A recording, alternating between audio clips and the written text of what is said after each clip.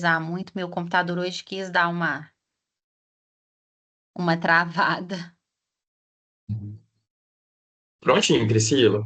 Prontinho, qualquer coisa, se falhar, vocês me falam, tá? Se cair, acontecer alguma coisa com a internet. Eu tô com o celular aqui do lado, tá, Fernando? Qualquer coisa me Tá manda certo. mensagem. Pode deixar. Então, Uhum. gente, essa aula, né, o objetivo é a gente falar um pouquinho dessa condução, né, da abordagem geral dos pacientes com doença glomerular. A abordagem específica vai ser passada, né, em cada aula de cada glomerulopatia, né? Especificamente, essa aula é uma abordagem mais geral mesmo, baseada no que o CADIGO traz para a gente. Eu até coloquei alguns itens além, né, do CADIGO, algumas coisas que talvez vocês já tenham visto também com o Davi na aula passada.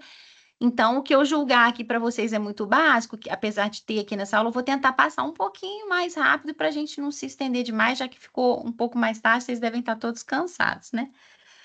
Bom, gente, deixa eu ver se vai passar aqui direitinho. Aí. Bom, então aquelas considerações iniciais, né? Lembrando que as glomerulonefrites são a terceira principal causa, né, de doença renal crônica, não só aqui no Brasil, mas em todo o mundo. A doença renal crônica, a gente sabe que é um problema muito importante em termos de saúde pública, né? Então, por isso que o manejo correto, a condução correta dos pacientes com doença glomerular é fundamental para a gente prevenir, né? Ou pelo menos postergar a evolução para doença renal crônica, né, dialítica. E o nosso papel, né, como nefrologistas, é fundamental nessa abordagem, né? Com diagnóstico precoce, tratamento adequados o mais rápido possível. Então, aqui só o gráfico, né, para a gente visualizar essa estatística que eu acabei de falar, né, com as glomerulonefrites aí entre as principais causas de doença renal crônica, perdendo apenas para o diabetes e para a hipertensão, né? Aqui à esquerda a estatística, o gráfico dos Estados Unidos, e a nossa aqui brasileira, no gráfico à direita, né? E as glomerulonefrites também estão em terceiro lugar, aqui com taxas que variam de 7 a 9%, né, dependendo aqui do ano, mas ainda entre as principais causas. Então, gente, o CADIGO, ele traz para a gente todos esses tópicos aqui como pontos de discussão, mas eu vou falar mais esses que são mais, assim, o nosso dia a dia, né, que é a biópsia, avaliação da função renal, hematúria, transtorno nos lipídios, a parte dos fenômenos trombóticos, riscos de infecção e o manejo dietético. Então, a gente vai focar mais nesses pontos mais principais. Em termos de biópsia renal, eu acho que o Davi, eu acabei que eu não consegui assistir a aula do Davi, mas eu já tinha visto no ano anterior. Acredito que ele tenha passado bastante informação para vocês, né? Lembrando aqui que a biópsia renal, ela não só fornece dados diagnósticos, né? Mas também prognósticos e, com isso, consegue nos guiar em termos de decisão terapêutica. Aqui tudo que a biópsia pode trazer para nós de informação, né? Etiologia, diagnóstico morfológico, imunopatogênico, severidade da doença, né? Com isso, marcadores de prognóstico, né? Índice de atividade, cronicidade, que a gente vê lá na nefrite lúpica, grau de reversibilidade da doença, a forma de tratar, se vai ser com imunossupressão ou se vai ser apenas com renoproteção, né? Atividade da doença, atividade, cronicidade e ainda exclusão de outras patologias, né? Por exemplo, na nefrite lúpica, no lúpus, né? Nem sempre vai ser uma nefrite lúpica, pode ser outras patologias associadas, então a biópsia é de fundamental importância. Aqui também não é do CADIGO, tá, gente? É um quadrinho de indicações de biópsia do livro do Johnson, mas é bem interessante, só mesmo para sumarizar, né, as principais indicações. Síndrome nefrótica no adulto sempre, né? Nas crianças a gente sabe que 90% da síndrome nefrótica vai ser lesões mínimas, então não é rotina a gente biopsiar, a não ser que essa criança evolua de uma forma atípica, né, inesperada. Em caso de lesão e injúria renal aguda, né? Quando a gente descarta a possibilidade de pré-renal, algum fator obstrutivo ou necrose tubular aguda. E as outras indicações, doenças sistêmicas que cursam com disfunção renal, aí principalmente as vasculites, né? E também o diabetes também entraria, com aquele diabetes que também evolui de uma forma atípica. Pacientes com proteinúrias não nefróticas, mas que persistam acima de 1 grama. Alguns casos, né, que a gente julgue necessário, aqueles casos de hematura microscópica isolada, a gente não faz rotineiramente, mas alguns casos que necessite, né, porventura a gente também está indicado a biópsia renal. Pacientes renais crônicos, mais para fins de diagnóstico, para tentar identificar a causa daquela doença renal crônica, por exemplo, para um futuro transplante, né? Doença renal familiar também é importante a biópsia e pacientes transplantados em caso de disfunção do enxerto. Então, é um quadrinho só para sumarizar as principais indicações de biópsia. Aqui também eu sempre gosto de colocar, também não é do Cadigo, também é referência de livro, né, do Johnson. Só para a gente lembrar, né, gente, quando a gente vai agendar, né, quando a gente vai marcar uma biópsia renal, nunca se esquecer dessa avaliação prévia, né, com o exame de imagem, né, ultrassom, que a gente tem feito lá mesmo, né, à beira do leito, quando o paciente não traz, né, níveis pressóricos adequados, com uma PA diastólica preconizada menor que 95 para o ato, né, da biópsia, o paciente ter uma cultura de urina realizada, com uma cultura estéril. Em termos de status de coagulação do paciente, a gente lembrar da suspensão daquelas medicações que possam interferir, né? AS, clopidogrel, varfarina, 7 dias de antecedência, anti-inflamatória, heparina subcutânea, 4 horas. As plaquetas devem estar acima de 100 mil, os tempos de coagulação também dentro do controle, e o tempo de sangramento menor que 10 minutos. Então, com todos esses itens checados e dentro dos parâmetros, a gente pode realizar a biópsia renal. A gente tem algumas contraindicações, né, a biópsia, lembrando que todas elas são relativas, a gente pode né, ponderar em relação a cada paciente. Então, condições inerentes ao rim e outras condições que são referentes ao próprio paciente. Ao rim, a gente teria a questão dos cistos múltiplos, rim único, pielonefrite aguda, algum abscesso perinefrético, né, que o paciente possa apresentar, pacientes com neoplasia renal e pacientes com hidronefrose. E referentes ao paciente, algum paciente que tem algum distúrbio de coagulação, hipertensão não bem controlada, uremia, obesidade, né, que hoje a gente sabe que, né, é menos contraindicado, porque a gente tem a biópsia por radiointervenção, né, então são contraindicações relativas mesmo. E naqueles pacientes que são pouco colaborativos, que a gente julgar que a biópsia vai ser mais complicada de ser realizada. Em termos de complicações, hoje a gente sabe que as complicações da biópsia renal são mínimas, né? O percentual de ocorrência é muito baixo, então é um procedimento muito seguro. E de principais complicações que a gente tem, hematura visível, né? Que os pacientes lá de vez em quando fazem, né? Mesmo assim, o percentual menor que 5%, necessidade de transfusão menos de 1%, necessidade de intervenção, uma intervenção cirúrgica para controle de sangramento também menor que 1%, e complicação mais fatal, que seria o óbito, 0,02%. Isso, gente, foi baseado num estudo que avaliou mais de 9 mil biópsias de rim nativo, né? E chegaram a essas conclusões da segurança, né, da biópsia renal. Lembrando que a gente sempre deve pedir o paciente o termo de consentimento. E o que a gente deve observar esse período, né, ideal de observação pós-biópsia? O preconizado é pelo menos 24 horas, né, de observação, porque aí a gente consegue, né, flagrar mais de 90% das principais complicações que possam acontecer. E a gente recomenda que os pacientes fiquem hospitalizados, pernoitem, né, no hospital, para monitorização de sinais vitais e idealmente uma coleta de um novo hematócrito na manhã do dia seguinte. A gente não tem feito uma observação tão longa assim, né? Porque o procedimento tem sido cada vez mais tranquilo, biópsia guiada por ultrassom, então a gente não tem tido essa necessidade, mas a recomendação seria essa, né? Mais adequada possível, né? Então, a gente tem feito a biópsia renal percutânea, mas a gente tem outras alternativas à percutânea. Posso fazer cirúrgica a céu aberto, que também cada vez menos, né? Eu consigo ver melhor o fragmento, né? Consigo ter certeza do que a gente está retirando. Temos ainda a biópsia transjugular, que a gente não acontece a incisão da cápsula renal e, com isso, o risco de sangramento praticamente nulo. E aqui a gente indica mais naqueles pacientes com algum distúrbio de coagulação e para aqueles pacientes que precisam da biópsia renal e hepática associadas. E ainda há a possibilidade de uma outra alternativa, que é a biópsia por videolaparoscopia, né? Mas hoje também, cada vez menos, a gente precisa lançar a mão dessas alternativas. Em termos, então, uma vez biopsiado, a gente vai mandar para o histopatológico, né? E as técnicas que a gente utiliza, acho que o Davi já deve ter explicado muito melhor, né? Microscopia óptica, fluorescência, imunohistoquímica e a microscopia eletrônica, que tem alta resolução, né? Acho que eu não vou detalhar muito, porque o Davi já falou. Então, aqui, gente,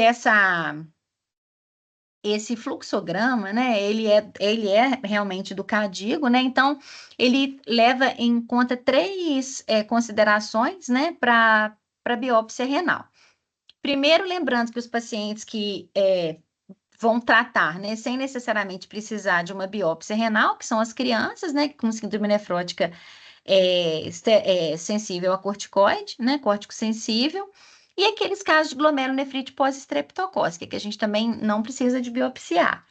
Lembrando que a biópsia renal é o padrão ouro, né, para o diagnóstico das doenças glomerulares, e que a biópsia renal, normalmente, ela deve ser realizada, né, se a gente espera que o histopatológico, a biópsia, vá modificar o tratamento e ou trará informações em termos de prognóstico, né, informações adicionais.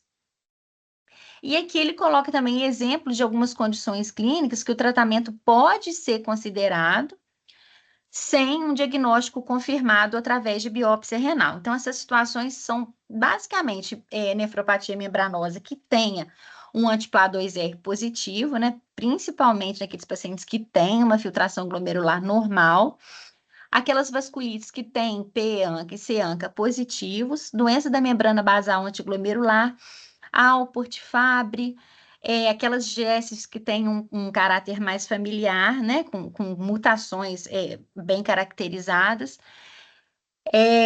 E ainda, aqui ele coloca lúpus eritematoso sistêmico. Aqui eu fico um pouquinho assim, porque a gente não costuma assim, tratar, né, lúpus sem biópsia renal, né? Mas ele colocou aqui nessa tabelinha.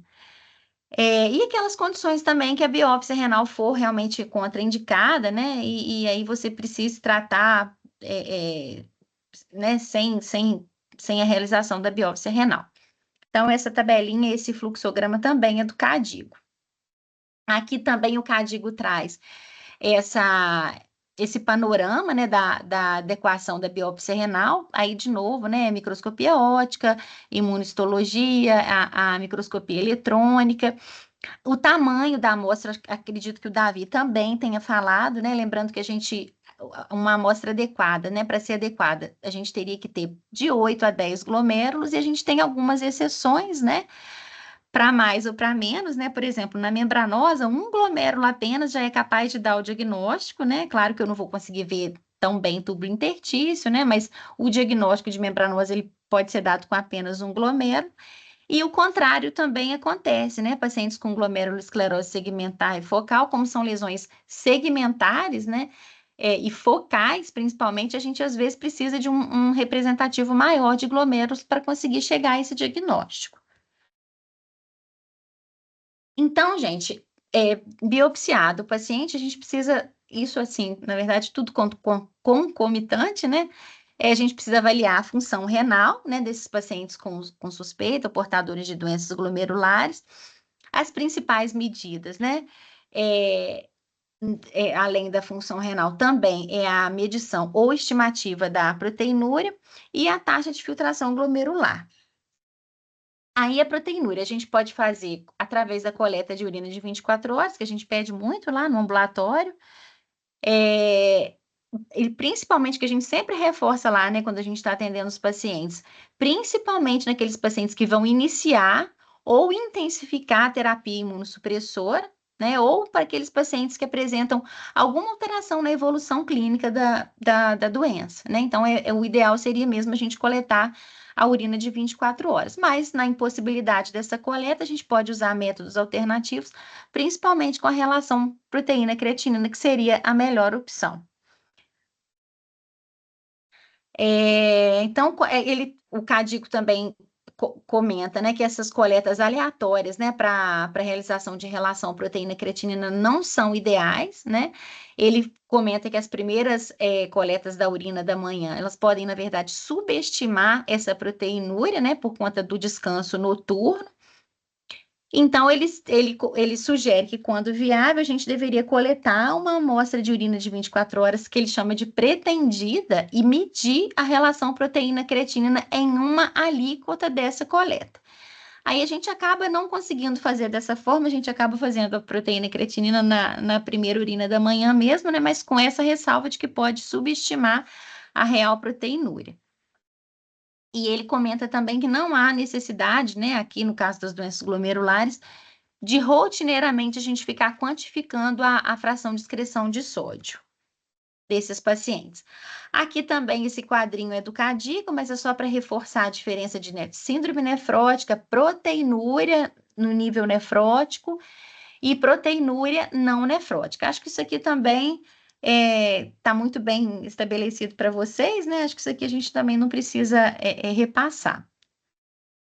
Em relação à função renal, a gente teria quais opções, né, para quantificar essa função? Então, o padrão ouro a gente sabe, né, que é o clírice de inulina ou aqueles marcadores isotópicos, né, mas aí tem um custo mais elevado, precisa de muita experiência do técnico, né? Então, atualmente a gente usa o CKD-EP, né, que são equações, na verdade, que não foram especificamente validadas para glomerulopatias, mas são os que a gente tem de recurso para utilizar. Mas, como os pacientes vão colher, né, a maioria deles vão colher a urina de 24 horas para quantificar a proteinúria, a gente pode aproveitar e já pedir o laboratório para dosar o clírice de creatinina nessa urina de 24 horas, né? Então, aqui também a tabelinha, resumindo essas medidas, né, de taxa de filtração glomerular, também do Cadigo, né? A gente tem as medidas diretas, clearance, o clearance de inulina, o clearance da urina de 24 horas, aquelas marcações por radioisótopos também, que, né, mais difíceis e mais caras. Medidas indiretas, né? A gente pode estimar, e também vocês fazem isso rotineiramente lá, né, no ambulatório. Fórmula de Cockcroft-Gault, hoje acho que o pessoal usa menos, né? Mas eu cheguei a usar muito na beira do leito, né? Que é aquela 140, menos idade, vezes o peso. O Fernando também já deve ter usado. É a fórmula do MDRD, né? Que na verdade a gente utiliza para pacientes que têm infiltração abaixo de 60. E hoje a gente tem o CKD-EP, né? Para filtrações acima de 60. A gente ainda tem essa de Full Age Spectrum, né? Que também é usada, é uma outra equação, mas que a gente usa menos. E nas crianças a gente usa mais a de Schwartz, né? Que é uma outra fórmula baseada na superfície corpórea das crianças. E a gente tem algumas limitações, né, em cada uma delas, que eu também não vou entrar muito nesse mérito aqui. Depois, quem quiser checar no Cadigo, está lá muito bem especificado. Então, a gente avaliou função, avaliamos proteinúria e em relação à hematúria, né? O Cadigo comenta que a gente também não pode menosprezar, né, a hematúria desses pacientes, porque também é uma manifestação importante das doenças glomerulares. Inicialmente, a gente vai detectar pela fitinha mesmo, né? Elas são muito sensíveis para a detecção de hemoglobina. Muito dificilmente vai dar falso negativo, exceto naqueles pacientes que usam vitamina C em doses mais altas. E os falsos positivos naqueles pacientes que a gente, porventura, né, possa ter hemoglobinúria ou ainda mioglobinúria. Lembrando que a hematúria na doença glomerular é uma hematúria glomerular, né? É uma hematúria dismórfica, né? Isso é considerado quando os hemácias estão em torno de 50% a 80% estão em dismorfismo, né? Em microcíticas. Presença de cilindro hemáticos ou mais de 5% de acantócitos também sugerem para nós hematúria, né, de origem glomerular. Lembrando que aqui também a possibilidade maior é de uma doença glomerular proliferativa, inflamatória. E aqui um adendo para nós, né, que temos uma urina considerada normal, né, dos poucos eritrócitos que a gente pode observar numa urina de padrão normal, esses eritrócitos que vão estar presentes, eles são do tipo glomerular, dismórfico, tá? Isso aqui é só um adendo que que eu gosto sempre de comentar, porque se tiver normal, se for no microscópio de fase, vai ser um normal mais glomerular, quantitativo normal, mas de origem glomerular. E existem, né, implicações prognósticas da magnitude, da persistência dessa hematura, pode impactar nos resultados dessas doenças glomerulares assim a longo prazo, né? Por conta de uma atividade contínua, mas de baixo grau do processo inflamatório no glomérulo. Então, se fala hoje, né, até da hematúria como biomarcador de progressão das doenças glomerulares. Isso aqui, principalmente na nefropatia por IgA e também nas vasculites, né, que a gente não pode esquecer. E a gente acha que ainda dá pouco valor para a hematúria, né? Então, o CADIGO coloca também que o monitoramento periódico da presença e da magnitude dessa hematúria deve fazer parte do nosso processo de cuidado para todos os pacientes com doenças glomerulares. Então, né, a avaliação de rotina do sedimento urinário para a morfologia dessas hemácias e a presença de cilindros hemáticos ou acantócitos é indicada em todos os pacientes. E o monitoramento, né, de magnitude e persistência pode sim ter valor prognóstico muitas vezes nesses pacientes, né? Eu já comentei tanto na IgA quanto nas vasculites.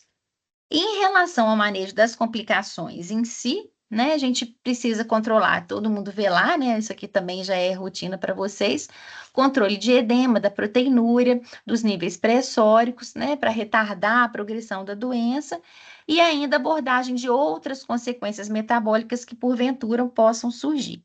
E ainda dos fenômenos tromboembólicos, né, muito comuns nos pacientes nefróticos, principalmente nos membranosos, né?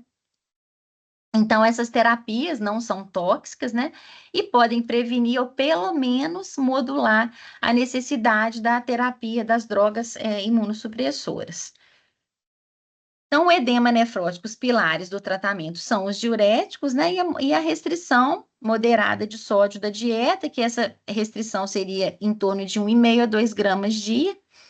Lembrando que os pacientes nefróticos costumam ser muito resistentes à diurético terapia, mesmo aqueles que têm uma filtração glomerular dentro da normalidade, né? Vide a Maria Antônia lá, a dificuldade que foi, né, para a gente conseguir controlar aquele edema dela. Os diuréticos de alça são os de primeira linha, né, nessa terapêutica, de preferência que ele cita uma administração de uma posologia de 2 vezes ao dia. E algumas evidências mostram que os perfis farmacocinéticos mais favoráveis são com essas drogas torcemida e bumetanida, que têm ação mais longa, mas a gente aqui não tem, né? A associação do diurético de alça com o tiazídico também pode aumentar a eficácia para a gente tentar, né, driblar um pouco essa resistência diurética dos nefróticos. A recomendação que ele traz é administrar um tiazídico previamente à infusão do dialsa, em torno de 2 a 5 horas antes, para a gente maximizar, né, o nível dos diuréticos.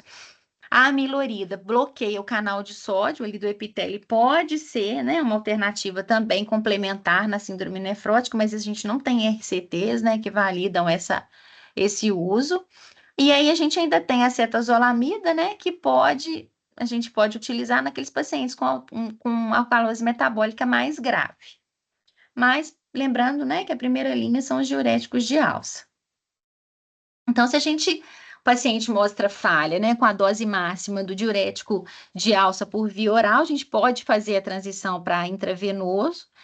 E aí, se vai ser em bolos ou se vai ser infusão contínua, que sempre surge essa, né, pergunta nessa aula, o CADIGO recomenda você utilizar de acordo com a sua experiência, com a prática do serviço, né? Ele não deixa isso muito rigoroso, não. Evitar a administração de diurético de alça como um impulso intravenoso muito rápido por conta de toxicidade, né? Principalmente ototoxicidade. E a infusão contínua, ele comenta que pode, talvez, mitigar um pouquinho os efeitos tóxicos e fornecer aí uma excreção diurética mais linear, né? Mais sustentada. Então, ficaria mesmo a critério, né, do médico assistente decidir por uma ou outra. Ainda dentro, né, desse manejo diurético, né, a gente pode utilizar os diuréticos poupadores de potássio, né, porque eles são úteis para a gente tentar manter um pouco a calemia desses pacientes e pode ser, né, pode também otimizar, né, o efeito dos diálise e dos tiazídicos. Normalmente não é preconizada restrição hídrica desses pacientes, porque eles já têm uma depressão intravascular muito exacerbada e a gente pode, né, acabar fazendo o paciente ficar desidratado, mas naqueles pacientes que desenvolvem hiponatremia, aí sim a restrição de água pode ser necessária.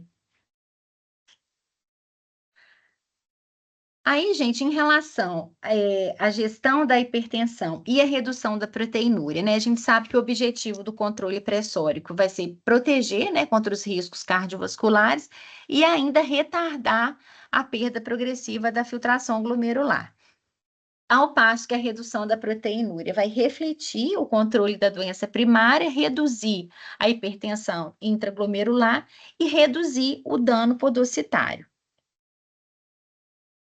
Aqui na gestão da hipertensão, os antiproteinúricos de escolha, a gente também já sabe, a gente usa, né, praticamente todos os pacientes, né, IECA ou BRA, eles reduzem a proteinúria em até 50%, dependendo da dose utilizada, principalmente naqueles pacientes que conseguem manter uma ingesta adequada de sal. E a gente não tem muita evidência ainda que sugira, né, se existe superioridade de ECA e BRA, né, em relação ao outro.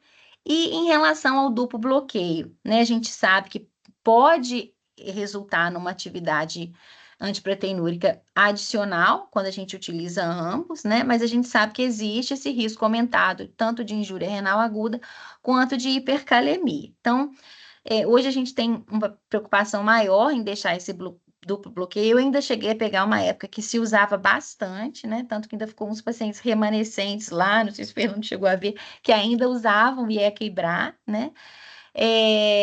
Porque, na verdade, a gente tem, assim, mais robustez dessa contraindicação nos pacientes com diabetes, né? Mas pacientes sem diabetes, a gente não tem muita coisa realmente, assim, contraindicando esse uso.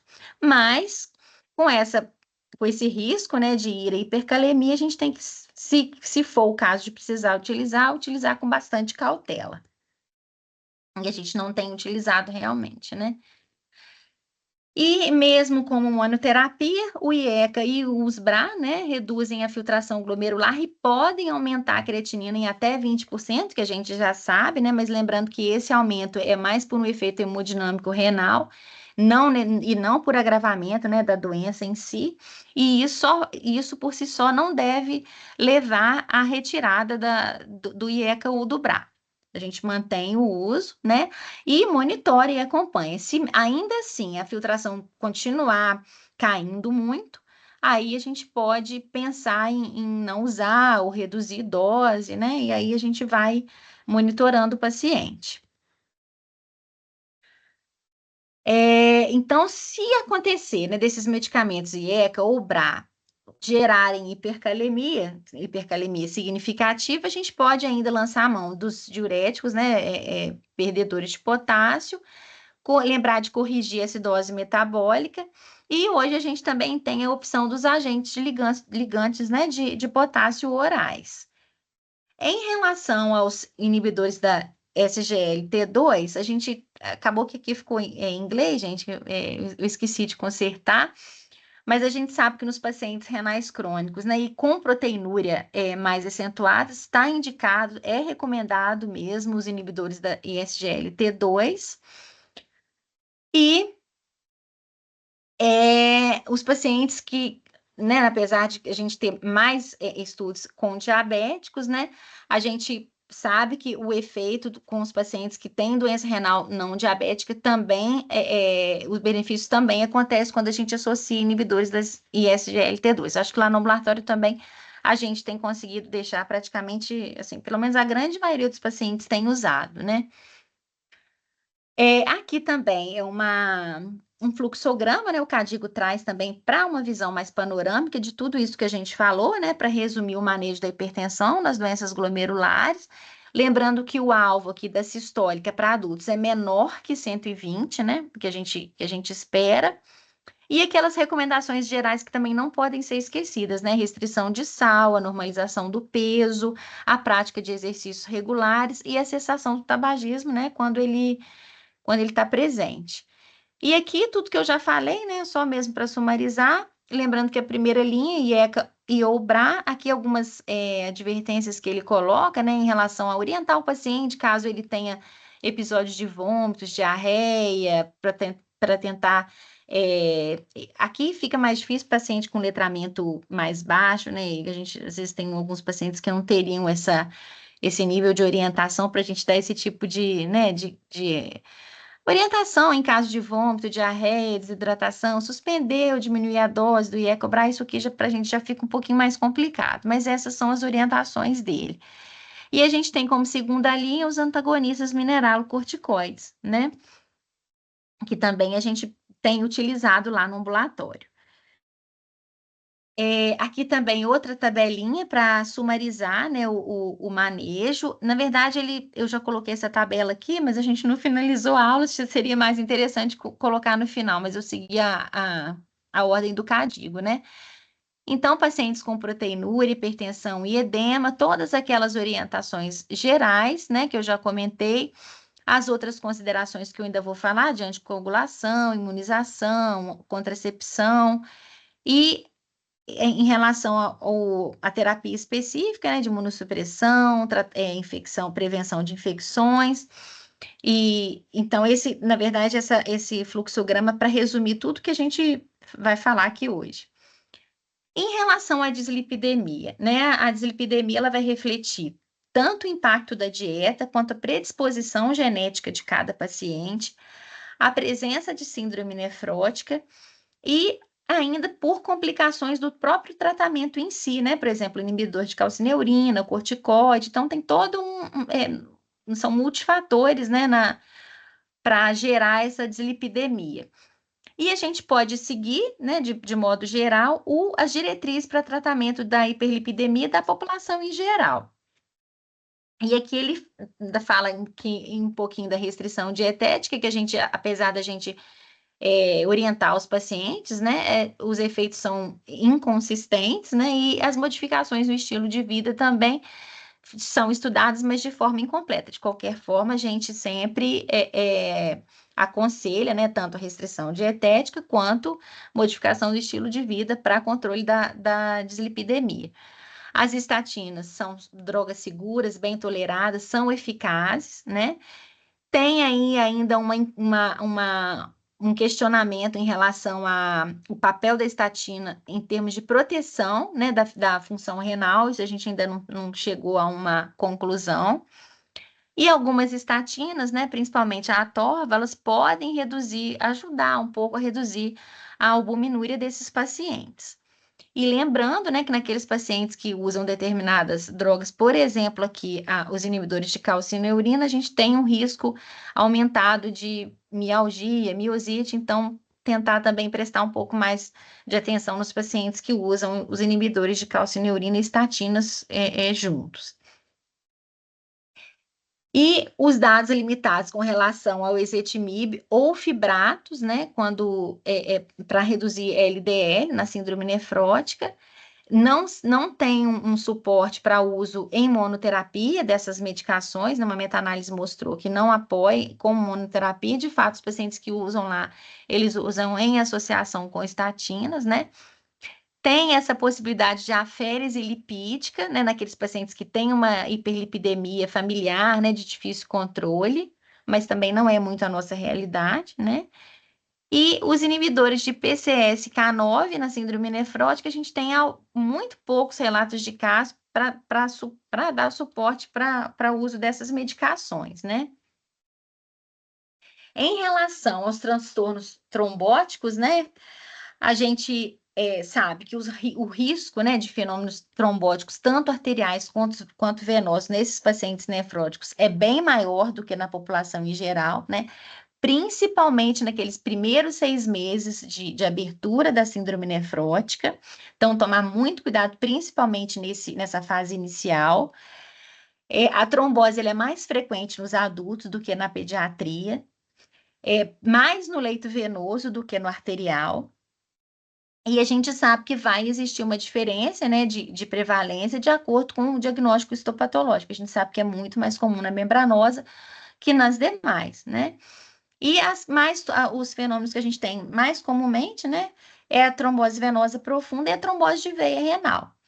A embolia pulmonar também pode acontecer, e além disso, ela pode acontecer e ela pode acontecer de forma assintomática. Então, também, se a gente tiver qualquer suspeita propedêutica para embolia pulmonar, né? Então, os melhores preditores, né, de risco trombótico seria o diagnóstico histológico, o grau da proteinúria do paciente e o nível de albumina sérica. Um nível muito baixo de albumina, independente, né, se a proteinúria é muito elevada ou não, pode aumentar muito o risco de fenômeno trombótico, que a gente já sabe, né, a gente observa principalmente a albumina plasmática.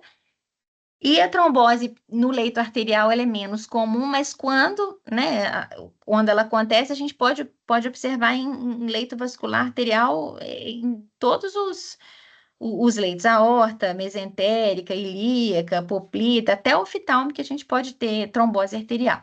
Então, ficar bem atento a essas tromboses, né? Então, a gente tem alguns fatores de risco que são adicionais, né? O paciente ter tido uma trombose prévia, a predisposição genética, anticorpo antifosfolipídico, imobilidade, pacientes obesos, aqueles fatores que a gente já conhece que são tradicionais, né? Gravidez, malignidade, cirurgia. Existem ferramentas online para a gente calcular risco de sangramento, né? Risco-benefício, né? Risco de sangramento e benefício de anticoagular. Aí tem o site.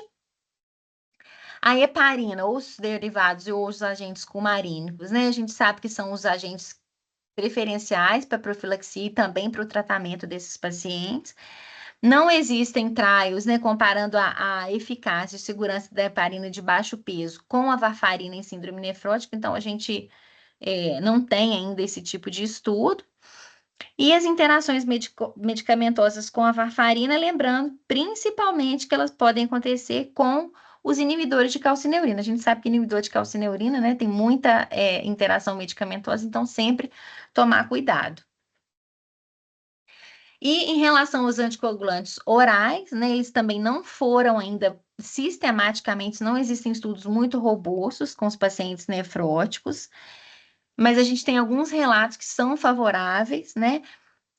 E aí, os anticoagulantes orais, eles têm uma ligação, assim, significativa com a albumina, então, na verdade, eles podem ser perdidos, né, na urina desses pacientes, e essa farmacocinética ainda foi muito pouco estudada nesse contexto.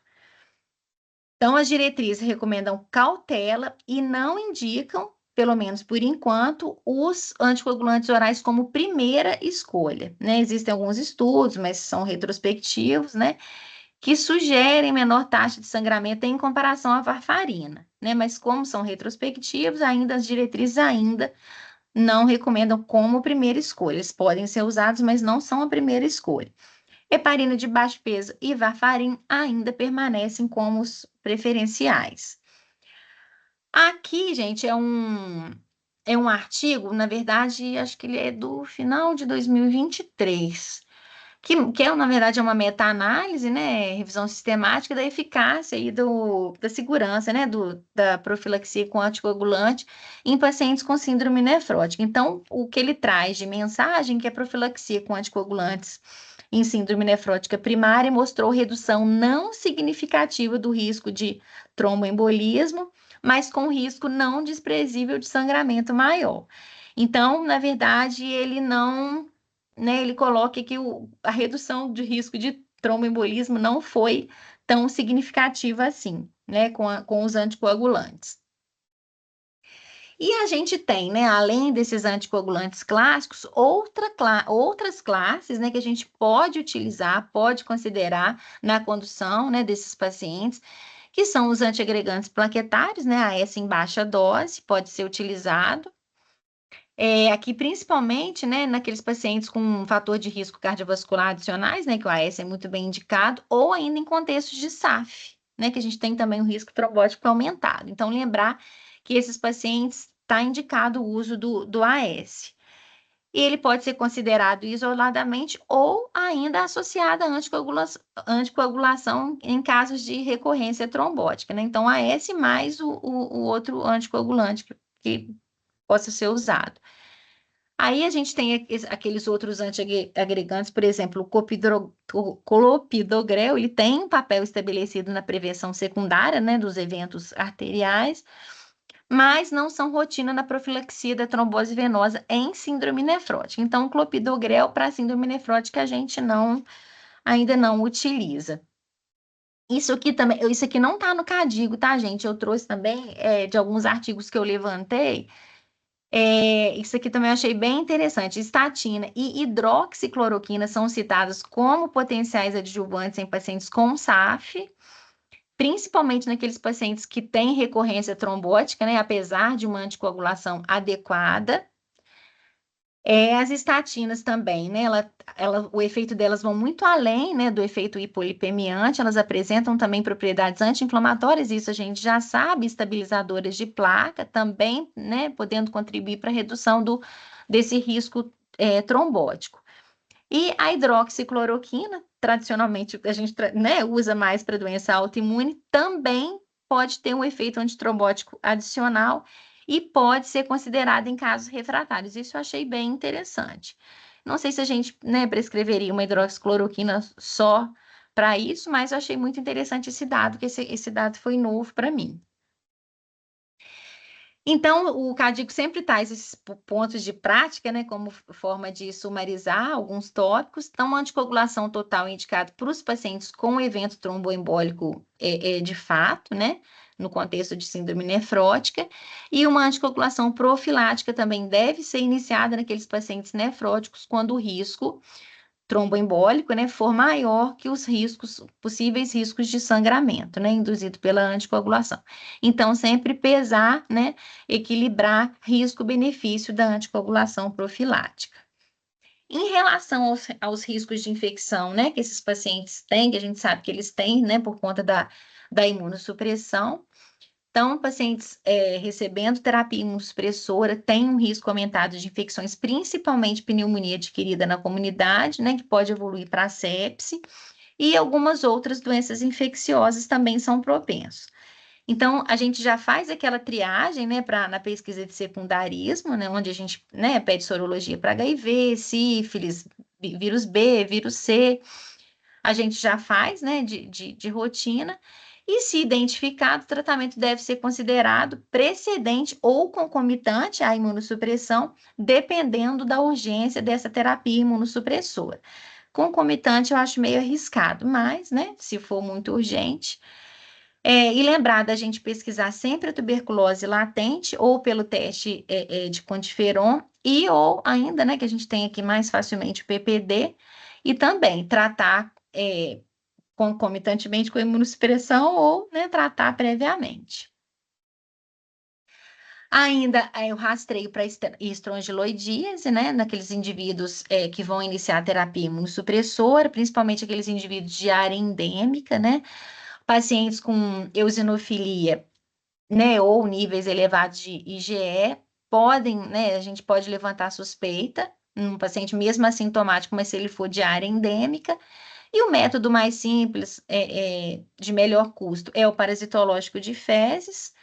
Se a triagem não for disponível em um paciente de alto risco, alguns até defendem, né, preconizam um tratamento empírico com ou ivermectina mesmo, ou algum outro agente de segunda linha. Em relação às vacinações, né, a gente tem adultos e crianças nefróticos, né? Assim como nos pacientes renais crônicos, a gente tem um risco muito aumentado de infecção pneumocócica mais invasiva, então preconiza-se a vacinação antipneumocócica com a heptavalente e ainda pneumo 23, né? E lembrando também da vacinação anual com influenza. O CADIGO comenta que a resposta não parece ser prejudicada com a terapia concomitante com corticoide. Lembrando que os vírus, as vacinas com vírus vivos, né, sarampo, cachumba, rubéola, febre amarela, a gente contraindica naqueles pacientes que estão, né, em terapia imunossupressora ou em uso de agentes citotóxicos, e a gente deve adiar essa vacinação até que o corticoide seja, né, esteja com uma dose mais baixa, abaixo de 20, e ainda os imunossupressores tenham sido interrompidos já, pelo menos aí um período de interrupção de 1 a 3 meses para a gente vacinar com maior segurança. Também os pontos de prática que o CADIGO traz, é que ele repete, né? A vacina antipneumocócica em pacientes com doença glomerular e síndrome nefrótica, né? Bem como os pacientes com doença renal crônica. Lembrando que os contatos domiciliares também devem receber a vacina contra a influenza. E lembrando também daqueles pacientes que a gente tem hoje, né? A opção da vacina contra a herpes zoster, os pacientes também devem ser vacinados. A triagem para tuberculose, hepatite B, C, HIV e sífilis, naqueles pacientes clinicamente apropriados. Superinfecção por estrongiloides, lembrar sempre, né, de considerar, principalmente em área endêmica, né, e que é aqueles pacientes que têm eosinofilia ou nível sérico elevado de imunoglobulina E. E a quimioprofilaxia, né, com sulfametoxazol trimetropin, naqueles pacientes recebendo PRED em doses mais altas ou outros agentes imunossupressores, principalmente rituximab e ciclofosfamida. Lembrando que se o paciente tiver alergia a sulfa, a gente tem as drogas alternativas, né? Em relação à dieta, às vezes o paciente pergunta, né, o que vai poder comer, como é que vai ficar a dieta. A restrição dietética de sal, né, de sódio, eu falei lá no início, por conta do controle pressórico, menor que 2 gramas dia, né, e aí com isso a gente acaba ajudando no controle dos níveis pressóricos e do edema, e também acaba melhorando um pouquinho a excreção de proteína urinária.